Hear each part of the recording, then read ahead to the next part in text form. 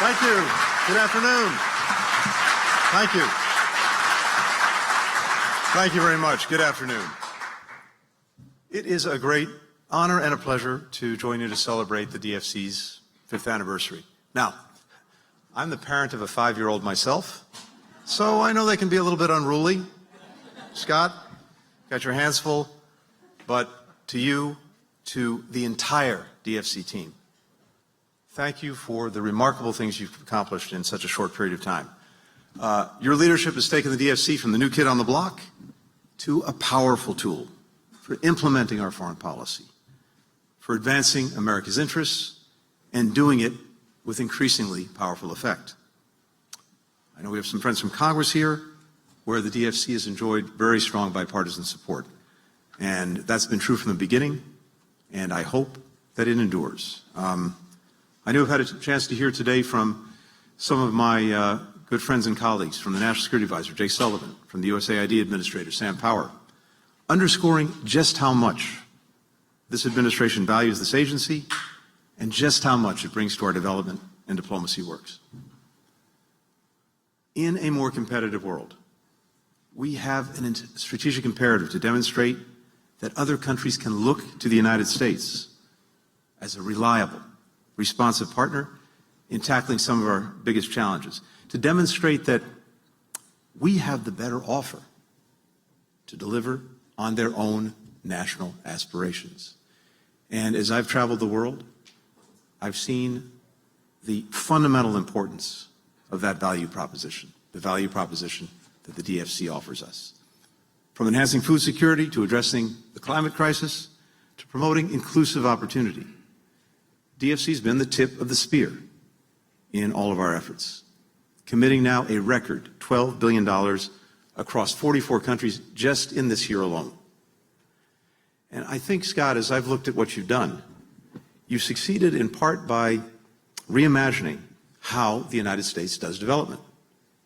Not only does leveraging private capital allow us to invest significantly more than our traditional foreign assistance would allow, it also yields returns that can be reinvested in other initiatives.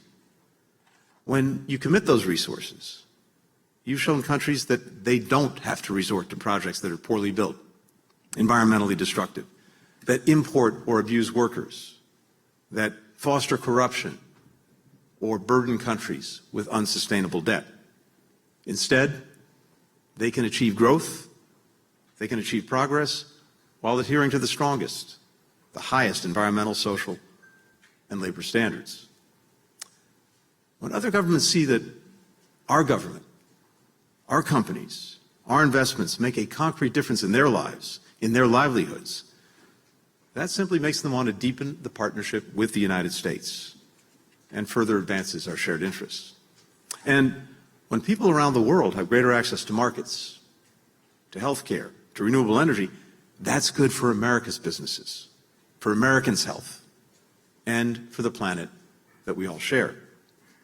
Now, I've seen the DFC's strategic impact in Europe, where DFC financing has helped our partners diversify away from Russian energy, whether that's modernizing a shipyard outside Athens to make Greece an energy hub, or rehabilitating hydroelectric plants and electric grids in Bulgaria and Greece. Last month, DFC and the Ukrainian insurance company ARX came together to unlock more than $200 million in war risk insurance. This was a critical initiative because it's enabling businesses in Ukraine, agricultural processors, pharmaceutical companies, retailers, to operate knowing that they'll be made whole if their assets are damaged or destroyed by the war. And that, in turn, has allowed Ukraine to invest more and more capital, private sector investment, supporting its economic recovery, allowing it to remain resilient faced with the ongoing Russian aggression. We strengthen the supply chains that we rely on for semiconductors, for critical minerals, and other elements and items essential to modern life. Earlier this year, Scott and I were just talking about this, I had the opportunity to be in Angola, where I saw some of the investments that we've been making in the Libido Corridor. Through the Partnership for Global Infrastructure and Investment, including DFC financing for railways, ports, and mines, we will provide electricity for more than 2 million people. We'll cut around 900,000 tons of carbon emissions every single year. We'll create thousands of jobs for Americans and Africans alike.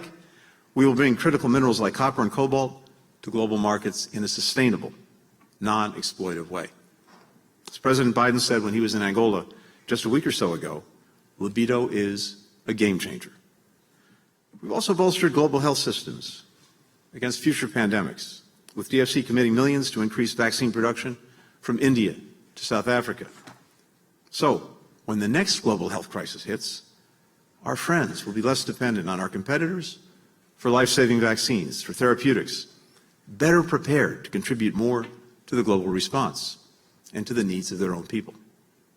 DFC has accomplished all of this by becoming more effective, more forward-leaning as an agency, doubling the workforce, expanding the overseas presence, deepening collaborations with peer institutions.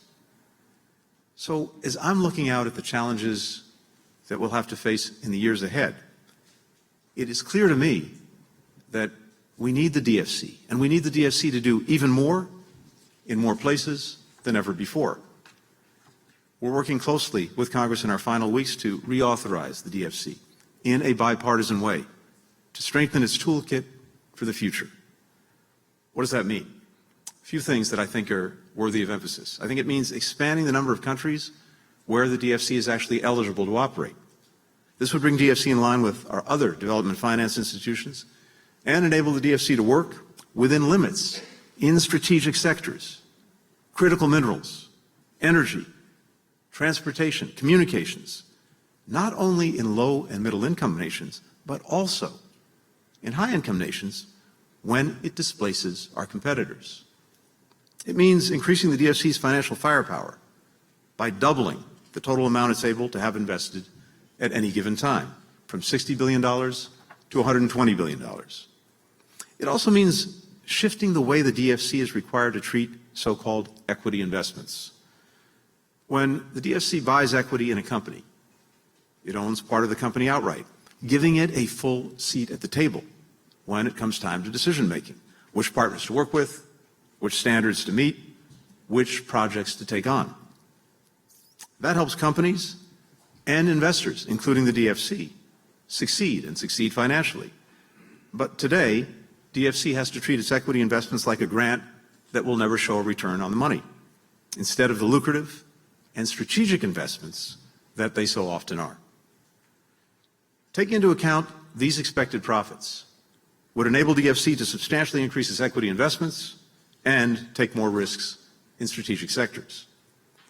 Now, these are actually relatively modest changes, but I'm convinced that they would make the institution even more effective and, as a result, even better able to deliver for the American people and for people around the world. This is a great story to tell, and it's a story that we need to tell more places, in more ways, and even more effectively, because I think as we tell the story, we'll get more and more sustained support for the work of the DFC. What the DFC is doing is really one of the best examples of how, when our country gets in the game, when we have something tangible to offer other countries around the world, we really are the partner of choice. And if that's the reputation that, with Scott's leadership, you've been able to establish just in 5 short years, I can only imagine what DFC will be able to achieve over the next 5 or over the next 50. So to each and every one of you who's been involved in this enterprise, to those of you whose support is so essential, please keep at it. I know, I can tell you firsthand, it's making a powerful difference. You're making a powerful difference. This institution is making a powerful difference. Thank you so much. And really, Scott, to you, thank you for your exceptional leadership. Thanks, everyone.